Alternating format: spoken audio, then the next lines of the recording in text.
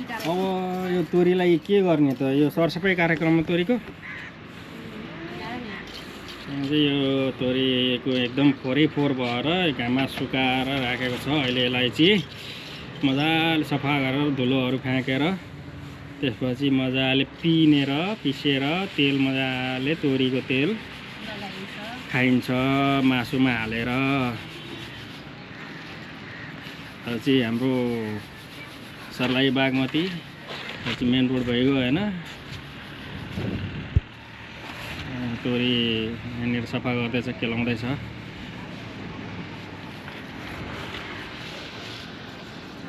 यता चाहिँ पारिपट्टि रौतहट भइगयो। उता बागमती खोला पनि यहाँ छ। बागमती खोला उता अलि टाढा भयो, अलि देख्न गाह्रो भयो होला। अहिले यस्तो घाम लागेछ कि यहाँ घाम बाबुलाई यता सुताएर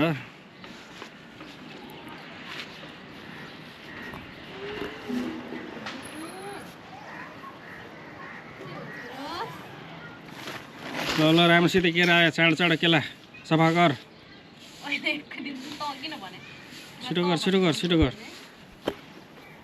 छिटो गर भन्नु बाबु, छिटो गर भन, छिटो भन्नु पर्दैन।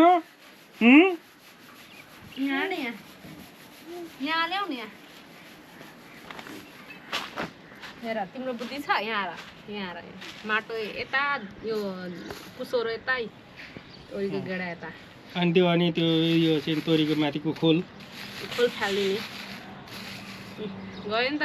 हेर त बुद्धि हुनु पर्यो नि। तिम्रो बुद्धि नै छैन। म सक्दैन। ए चाल्नमा पल रहेछ। मैले नदेखेको पल कहाँ। म त्यही पलबाट खोज्न जान लाग्यो तल यसो। त्यहाँ त तिम्रो सकिहाल्दैन। मजाले गर्छु त म यादै नगरेँ यो नाङ्लाउनु। हुनु पर्यो नि त दिमाग यतातिर हेर्नु पर्छ। पसिना खुट्टामा पसिना। मासुमा त तोरीको तेल मिठो हुन्छ यार।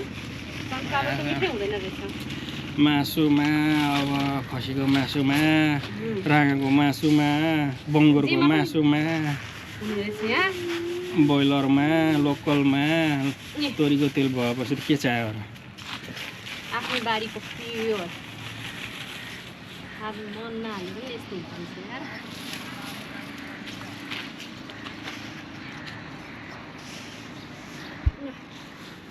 एक राउन्ड मार्छु है। हाम्रो तल चाहिँ यता तल भएर ताल परिगयो होइन। उता पारि रौतहट बागमती खोला त्यहाँ छ। ल अब चाहिँ भिडियो धेरै लामो हाल्नु हुँदैन रहेछ क्या। त्यही भएर ठिक्कको भिडियो छोटो मिठो गराउँदै गर्छ। त्यो चाहिँ खेल्दैछ।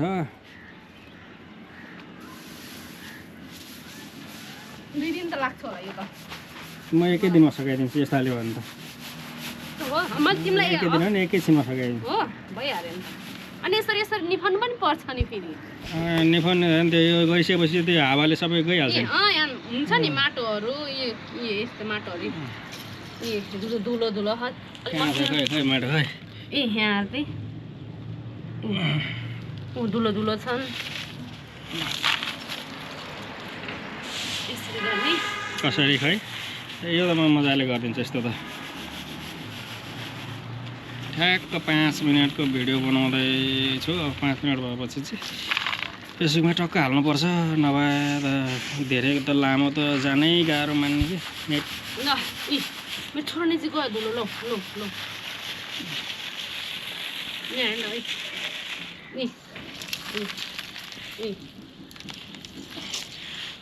भयो।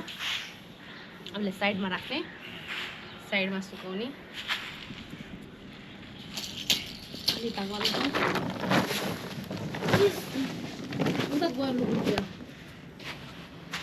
र यसरी राख्यो भने चुलेसी, यसरी राख्यो भने नि परेबा आउँदैन अरे, चराचुरुङ्गी आउँदैन अरे। यसरी साइडमा प्लास्टिक राख्नुपर्छ अरे। त्यहाँ माथि हेर न, प्लास्टिक राख्नुपर्छ छतमा।